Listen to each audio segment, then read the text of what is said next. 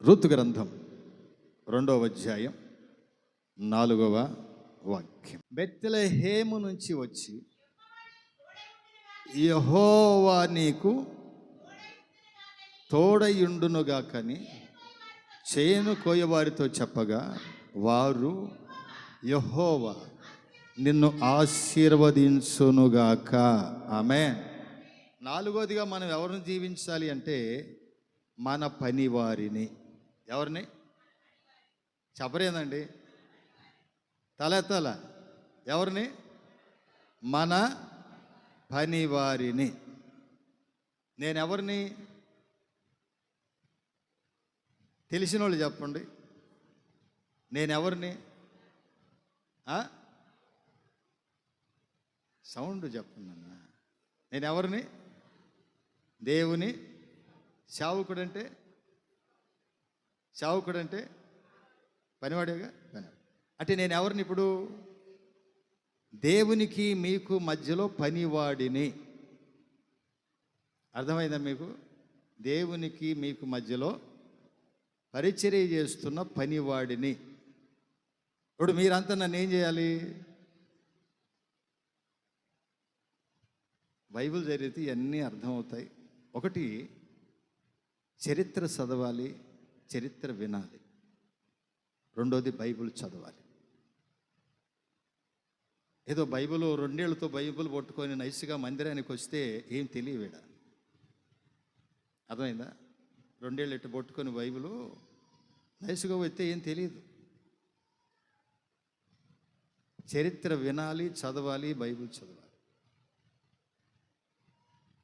నేను పనివాడిని, మీరేం చేయాలి? నన్ను దీవించాలి. హల్లెలూయా. దీవిస్తే ఏమవుతుంది? ఇప్పుడు మీ మీదకి ఆశీర్వాదం వస్తుంది. హల్లెలూయా. ఇది గమనించాలి మనం. ఒక పనివాడిని దేవుడు బోయోజు దీవిస్తే,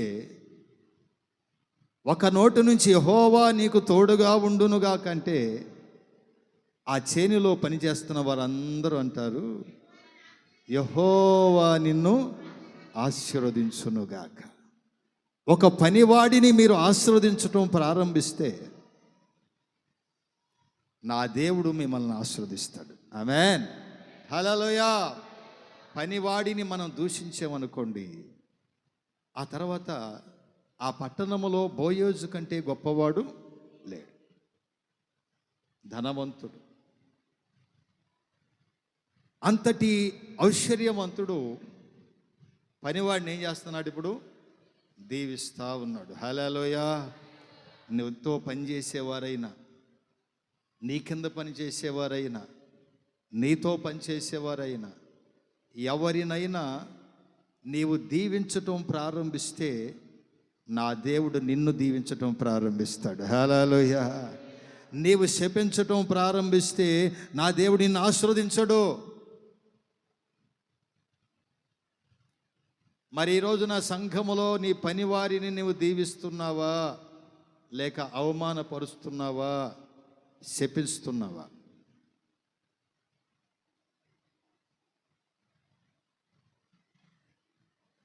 బైబిల్ చదవం గనక ఇవన్నీ మనకు తెలియదు. తిమోతి మొదటి పత్రిక 6వ అధ్యాయం 2వ వాక్యం.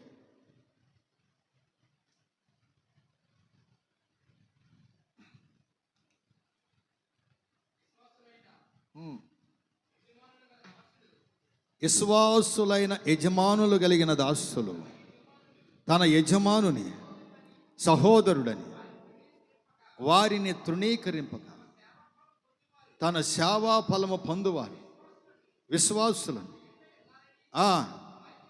మరి ఎక్కువగా వారికి సేవ చేయవలెను. దీవించాలి. మనము, మీరు, నేను, మనమందరము దేవుని ఆశీర్వాదపు సేవా ఫలము పొందువారము. ఏడదది? మనందరము కూడా దేవుని ఆశీర్వాద సేవా ఫలము పొందువారు. దేవుడు నిన్ను దీవించగా దానిని తీసుకొని వచ్చి మందిరంలో ఇస్తున్నావు. దేవుడు నన్ను దీవించగా నేను తీసుకెళ్ళి హెడ్ క్వార్టర్లో ఇస్తున్నా. దేవుడు వారిని దీవించగా పేద ప్రజలైన వారికి ఆ దీవెన ఒక మందిరముగా కట్టి అక్కడ ఆశీర్వాదాన్ని ప్రారంభిస్తాడు. ఎలా? దేవుడు నీవు దీవించగా దాన్ని తీసుకొచ్చి మందిరంలో ఇస్తున్నావు. దేవుడు నన్ను ఆశీర్వదించగా ఇది కొంత తీసుకెళ్ళి హెడ్ క్వార్టర్లో ఇస్తున్నా. దేవుడు సమస్తను దీవించగా సమస్త ఏం చేస్తుంది? ఇంకా అనేకుల ఆశీర్వాదం కొరకు అక్కడ ఒక మందిరము, ఒక సభ పెడుతుంది. హల్లెలూయా. అంటే మనందరమి ఆయన సేవ ఆశీర్వాదపు ఫలము పొందుచున్న వారిమి. హల్లెలూయా, హల్లెలూయా. ఏం చేస్తున్న వారిమి? చెప్పరేందండి? మనందరమి దేవునికి ఎవరిమి? ఏ భేదము లేదు, అందరమి పరిచారకులమే. అందరము. మోషే ఎవరు? దేవుని సేవకుడు. సేవకుడు కానీ లేవీడు కాదు. అందుకే ఆ పనులన్నీ అహరోనుకు అప్పచెప్పాడు. యాజకుడు అహరోను, సేవకుడు మోషే. ఇప్పుడు వారిద్దరూ కూడా వాగ్దాన దేశములో నడిపించబడాలి అంటే ఇప్పుడు ఈ యాజకుడు సేవకుడి మీద కోపపడ్డాడు. ఎందుకు? కూషు దేశపు స్త్రీని వివాహము చేసుకున్నాడు. నీతోనే కాదు, నాతో అసలు నేను యాజకత్వం చేస్తుంది, ప్రజల పాప పరిహారార్థ బలిని నేను అర్పిస్తున్నాను, నాతో కూడా దేవుడు మాట్లాడుతున్నాడు అని మోషే మీద శనిగాడు. అక్కడ జరగరాని కార్యక్రమాలు జరిగాయి. మరలా మోషే ప్రార్థన చేశాడు, సమాధాన పడ్డారు అనుకోండి. నేను అంటాను, అక్కడ యాజకుడు, మోషే, సేవకుడు ఇద్దరు ఉన్నారు. ఎవరున్నారు?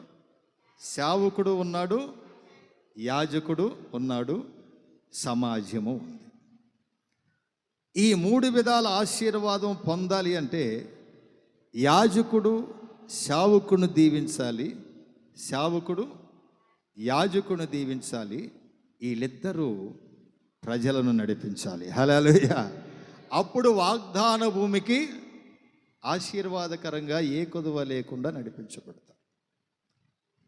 అక్కడ కాస్త కొద్దిగా సనుగులు ప్రారంభమయ్యాయి గనుకనే యాజకుడు సేవకుడి మీద తిరగబడ్డాడు గనుకనే, సమాజము సేవకుడి మీద తిరగబడ్డాడు గనుకనే భూమి నెర్రె విడిచింది, అగ్ని వచ్చింది. ఆ తర్వాత అక్కైన మిరియాముకి కుష్ఠరోగం కూడా వచ్చింది.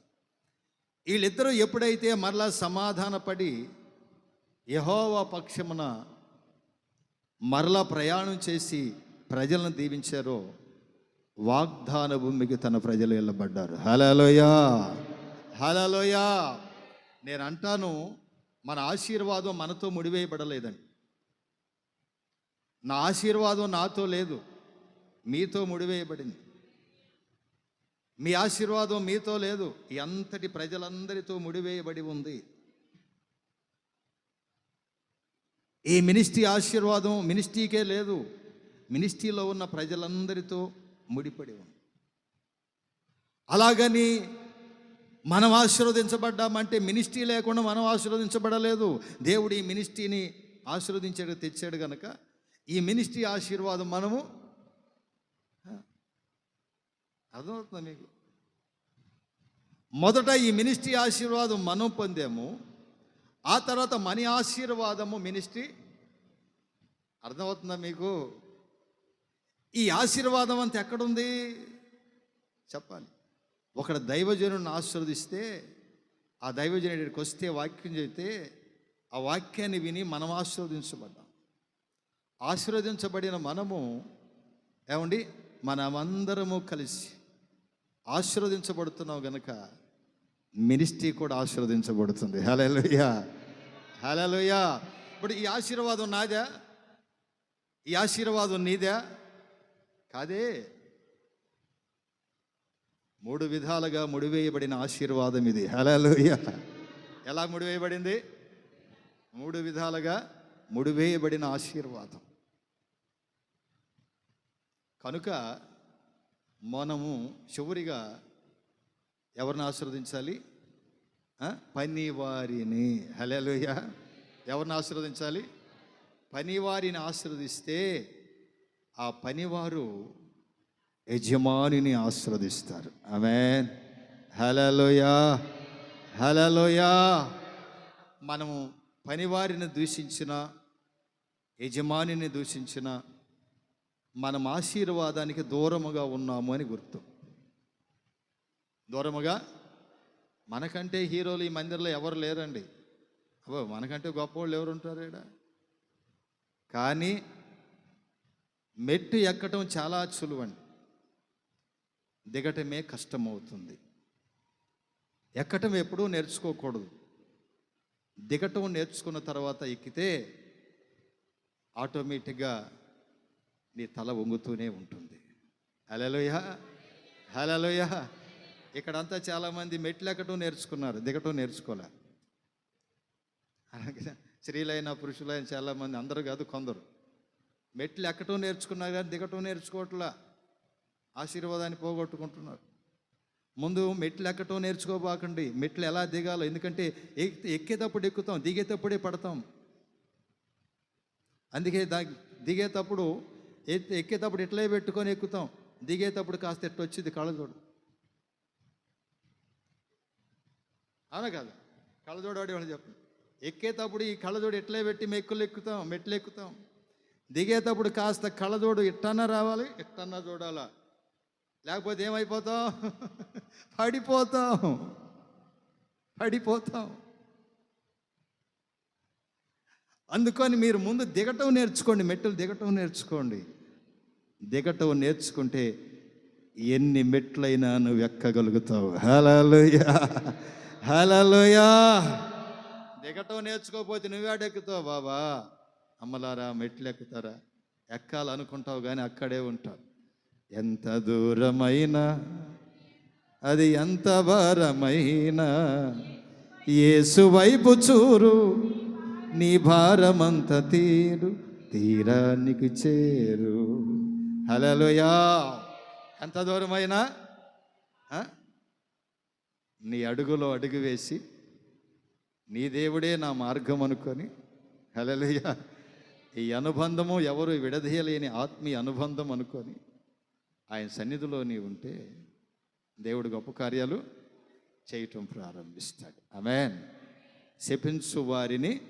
నిన్ను శపించు వారిని దీవించు, సంఘాన్ని దీవించు, నిన్ను చారదీసిన వారిని దీవించు, కుటుంబాన్ని దీవించు, నీ పని వారిని దీవించు.